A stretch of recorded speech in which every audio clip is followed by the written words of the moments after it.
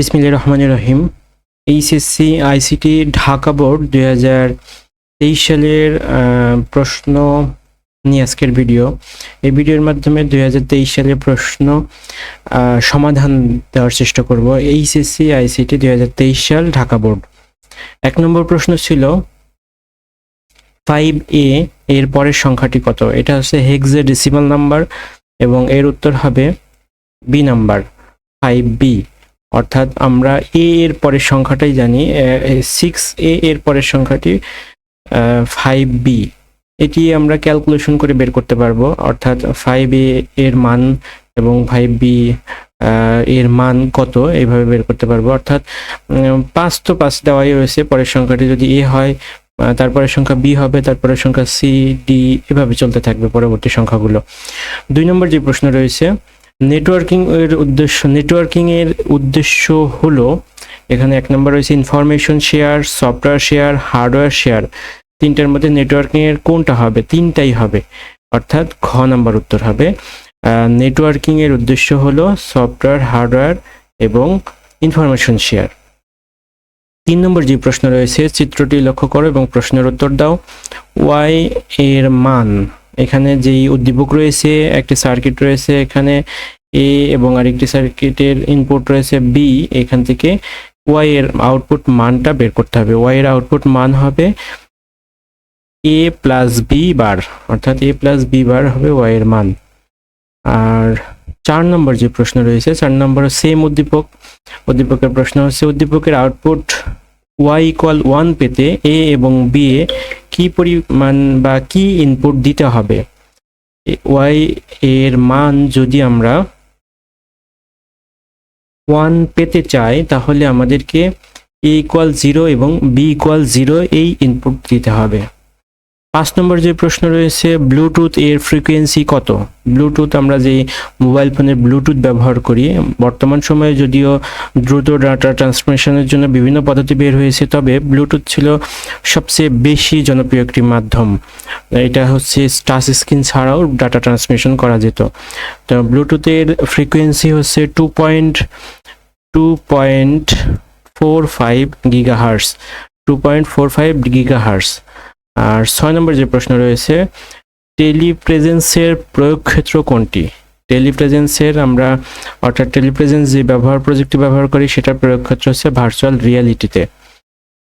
7 নম্বর যে প্রশ্ন, উদ্দীপকটি পড়ো এবং নিচের প্রশ্নের উত্তর দাও। ক্লাসে শিক্ষক আতিককে তার বয়স জিজ্ঞেস করলেন। আতিক বলল তার বয়স 10100, অর্থাৎ বাইনারি সংখ্যাতে তার বয়স বলেছে। প্রশ্ন হচ্ছে, আতিকের বয়সের সমকক্ষ সংখ্যা কোনটি? অর্থাৎ বাইনারি এর সমান এখানে অক্টাল নাম্বার দুইটা দেওয়া রয়েছে, হেক্সাডেসিমাল নাম্বার দুইটা রয়েছে, অর্থাৎ কোনটা তার বয়সের সমকক্ষ? তো এই প্রশ্নটির জন্য আমাদেরকে অবশ্যই সেই বাইনারি সংখ্যাটিকে অক্টাল এবং হেক্সাডেসিমালে রূপান্তর করে দেখতে হবে। উত্তর হবে খ নাম্বার 24 অক্টাল নাম্বার। আর 4 নম্বর, একই উদ্দীপকের আলোকে প্রশ্ন, 10 বছর পর আতিকের বয়স হেক্সাডেসিমালে কত হবে? এভাবে আমরা করতে পারি, আগে সেই সংখ্যাটিকে আমরা দশমিকে রূপান্তর করলাম, দশমিক থেকে সেটাকে দশমিকের সাথে 10 যোগ করলাম, 10 যোগ করার পরে আমরা সেটাকে বাইনারিতে সরাসরি হেক্সাডেসিমালে রূপান্তর করলাম। তো সেইভাবে করা যায়, অথবা আমরা সেই সংখ্যাটিকে আগে দশমিকে বা 10কে দশমিকে বাইনারিতে প্রকাশ করতে পারি, সেটাকে যোগ করে সেই সংখ্যাটিকে হেক্সাডেসিমালে রূপান্তর করতে পারি, অথবা 10কে হেক্সাডেসিমালে রূপান্তর করে এই সংখ্যাটিকে হেক্সাডেসিমালে রূপান্তর করে দুইটা যোগ করতে পারি। যে কোনো ভাবেই এই উত্তরটি বের করা যেতে পারে। তো এখানকার 10100 এইটার 10 বছর পরে হবে, উত্তর হবে এইটা খ নাম্বার 1E হেক্সাডেসিমাল। 9 নম্বর যে প্রশ্ন রয়েছে, 10টি কম্পিউটারকে মেশ টোপোলজি বা মেশ নেটওয়ার্কিং এর আওতায় আনতে কয়টি তারের প্রয়োজন হবে? এটির একটা সূত্র রয়েছে, এই সূত্রের মাধ্যমে করা যায়, অর্থাৎ 10টি নেটওয়ার্কে টোপোলজির আওতায় আনতে এই 45টি তারের প্রয়োজন হবে। বায়োইনফরমেটিক্স ব্যবহৃত হয় কোনটির ক্ষেত্রে? বায়োইনফরমেটিক্স ব্যবহার করা হয় ডিএনএ ম্যাপিং, জিন ফাইন্ডিং, মেশিন লার্নিং, অর্থাৎ কোনটার ক্ষেত্রে আমরা বায়োইনফরমেটিক্স ব্যবহার করতে পারি? 1 এবং 2, অর্থাৎ ক নাম্বার উত্তর হবে। তারপরে 11 নম্বর যে প্রশ্ন, করিম সাহেব তার প্রয়োজনে কম্পিউটার ভিত্তিক একটি সেবা গ্রহণ করলেন যা 24 ঘন্টা খোলা থাকে, সকল সফটওয়্যার স্বয়ংক্রিয়ভাবে আপডেট হয়, খরচ কম এবং ব্যাকআপ ক্যাপাসিটি অনেক বেশি। তার কম্পিউটারটি বিভিন্ন দেশের কম্পিউটারের সাথে যুক্ত। তো উদ্দীপকের নেটওয়ার্কটি কোনটি? অর্থাৎ বিভিন্ন দেশের সাথেও যুক্ত হয় এরকম কোন নেটওয়ার্ক? এটা হচ্ছে WAN1। তারপরে 12 নম্বর যে প্রশ্ন, উদ্দীপকে উল্লেখিত সেবাটি কি? রিসোর্স স্কেলেবিলিটি, অন ডিমান্ড সেবা, পে অ্যাজ ইউ গো সেবা। কোন সেবাটি হবে উদ্দীপকের যেই নেটওয়ার্ক ব্যবহার করা হয়ে থাকে?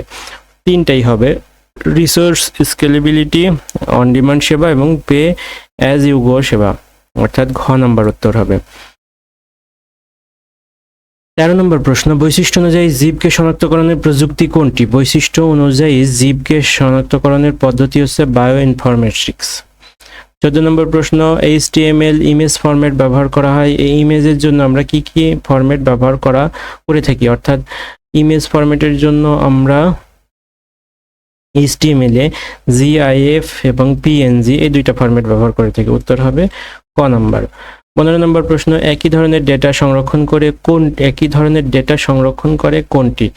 একই ধরনের ডেটা অ্যারে সংরক্ষণ করে, খ নাম্বার উত্তর। 16 নম্বর প্রশ্ন, HTML এ হেডিং এলিমেন্ট কোনটি? হেডিং এলিমেন্ট হচ্ছে H1, ক নাম্বার উত্তর। আর নিচের প্রশ্ন উদ্দীপক পড়ে প্রশ্নের উত্তর দাও। এখানে একটি উদ্দীপক রয়েছে বা কোড রয়েছে, বি এর মান কত?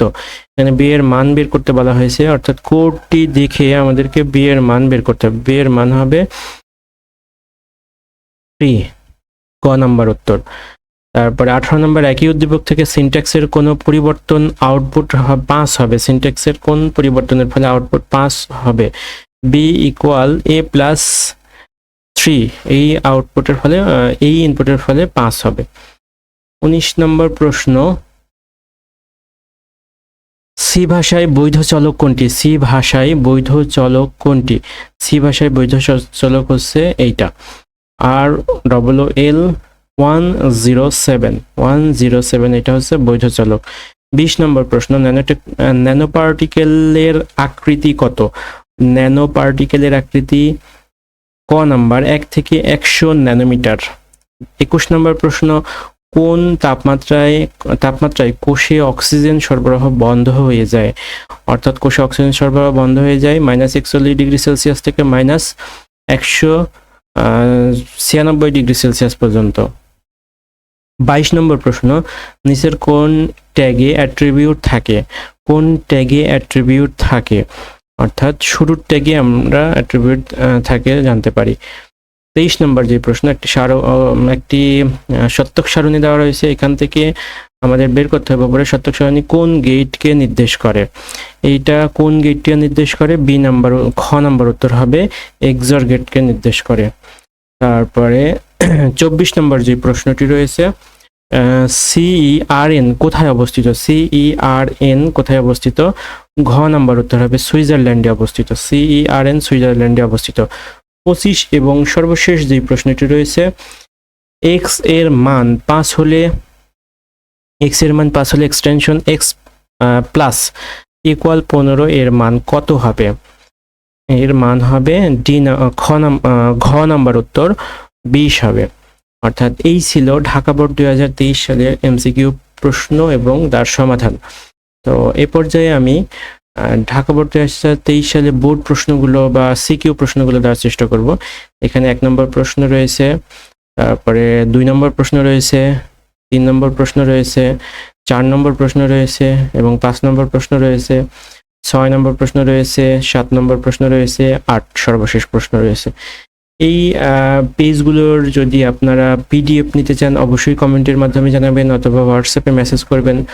যদিও সবসময় PDF সাথে থাকে না, আমি চেষ্টা করব PDFটি দ্রুত দিয়ে দেওয়ার জন্য। আর যারা ভিডিওটি দেখছেন এতক্ষণ সময় নিয়ে তাদেরকে ধন্যবাদ। আসসালামু আলাইকুম।